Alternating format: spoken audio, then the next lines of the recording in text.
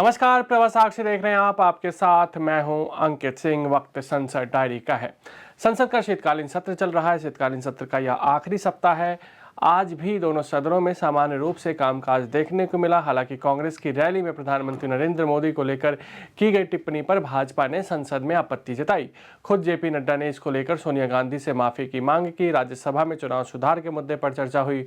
लोकसभा में अनुदान के लिए पूरक मांगे 2025-26 पहला बैच पर चर्चा हुई। राज्य मंत्री डॉक्टर जितेंद्र सिंह ने लोकसभा में भारत के रूपांतरण हेतु परमाणु ऊर्जा के सतत दोहन एवं विकास विधेयक 2025 को प्रस्तुत किया। चलिए बात करते हैं आज की कार्यवाही के बारे में। राज्यसभा में सोमवार को सदन के नेता जेपी नड्डा ने एक दिन पहले कांग्रेस की रैली में प्रधानमंत्री नरेंद्र मोदी के विरुद्ध लगाए गए नारों की कड़ी निंदा करते हुए कांग्रेस अध्यक्ष मल्लिकार्जुन खड़गे और पार्टी की वरिष्ठ नेता सोनिया गांधी से देश से माफी मांगने को कहा।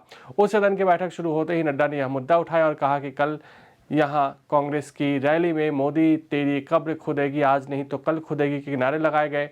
उन्होंने कहा कि इसके लिए कांग्रेस अध्यक्ष खड़गे और आदरणीय सोनिया गांधी जी को पूरे देश से माफी मांगनी चाहिए।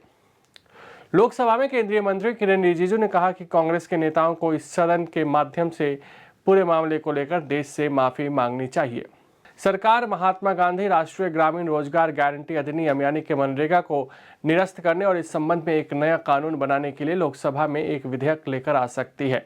नए विधेयक का नाम विकसित भारत रोजगार और आजीविका गारंटी मिशन ग्रामीण विकसित भारत जी राम जी विधेयक 2025 होगा।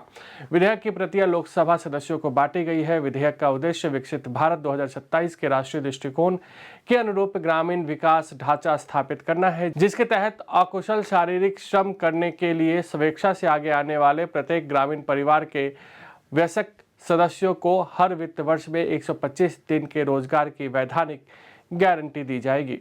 शिक्षा मंत्री धर्मेंद्र प्रधान ने विश्वविद्यालयों और अन्य उच्च शिक्षण संस्थानों को स्वतंत्र स्वशासन वाले संस्थान बनाने के उद्देश्य से विकसित भारत शिक्षा अधिष्ठान 2025 विधेयक सोमवार को लोकसभा में पेश किया। कांग्रेस के मनीष तिवारी ने विधेयक पेश किए जाने का विरोध करते हुए कहा कि यह शिक्षण संस्थानों की स्वायत्तता का उल्लंघन करता है और उनकी स्वतंत्रता का क्षरण करता है। राज्यसभा में सोमवार को कांग्रेस नेता दिग्विजय सिंह ने निर्वाचन आयोग और भाजपा नेता केंद्र सरकार पर तीखा हमला बोला और आयोग पर पक्षपात करने का आरोप लगाया। वहीं भाजपा के बारे में कहा कि उनकी जान ईवीएम में बसती है। उन्होंने कहा कि कांग्रेस नेता राहुल गांधी ने कई राज्यों में वोट चोरी का प्रमाण दिया, लेकिन आयोग ने कोई कार्रवाई नहीं की। उन्होंने कहा कि आदर्श आचार संहिता लागू होने के बाद भी बिहार में सरकार के कदमों पर रोक नहीं लगाई गई, जबकि कई राज्यों में सरकार के कदमों पर रोक लगा दी गई थी। कांग्रेस सहित विभिन्न विपक्षी दलों ने सोमवार को मौजूदा सरकार के कार्यकाल के दौरान भारतीय अर्थव्यवस्था के पूरी तरह विफल होने का दावा किया तथा आर्थिक विकास दर मापने की नई पद्धति पर सवाल खड़े किए। कांग्रेस सांसद केसी वेणुगोपाल ने लोकसभा में वर्ष 2025-26 के लिए अनुदानों की अनुपूरक मांगे प्रथम बैच और संबंधित विनियोग विधेयक 2025 पर चर्चा में हिस्सा लेते हुए कहा कि डॉलर के मुकाबले रुपए का न्यूनतम स्तर पर जाना भारतीय अर्थव्यवस्था की बदहाली और कुशासन को दर्शाता है। पूर्व प्रधानमंत्री एचडी देवेगौड़ा ने सोमवार को राज्यसभा में विपक्षी दलों से आग्रह किया कि यदि वे वोट चोरी के आरोपों को जारी रखते हैं और प्रधानमंत्री नरेंद्र मोदी के नेतृत्व वाली सरकार पर दोषारोपण कर मतदाताओं के मन में संदेह पैदा करते हैं तो उन्हें नुकसान उठाना पड़ेगा। नागरिक उड्डयन मंत्री राममोहन नायडू ने एयर सेवा वेब पोर्टल और ऐप से संबंधित प्रश्नों का उत्तर दिया। उन्होंने सदन को सूचित किया कि नागरिक उड्डयन प्राधिकरण ने एक दस्तावेज जारी किया जिसमें विभिन्न स्थितियों जैसे उड़ान में देरी, सामान खो जाने या क्षतिग्रस्त हो जाने की स्थिति में यात्रियों के अधिकारों का विस्तृत वर्णन किया गया है। उन्होंने कहा कि यात्रियों में जागरूकता फैलाने के प्रयास किए जा रहे हैं। राज्यसभा में सोमवार को कई विपक्षी दलों के सदस्यों ने दल बदल विरोधी कानून में सुधार की मांग करते हुए जनादेश का सम्मान किए जाने की जरूरत पर जोर दिया।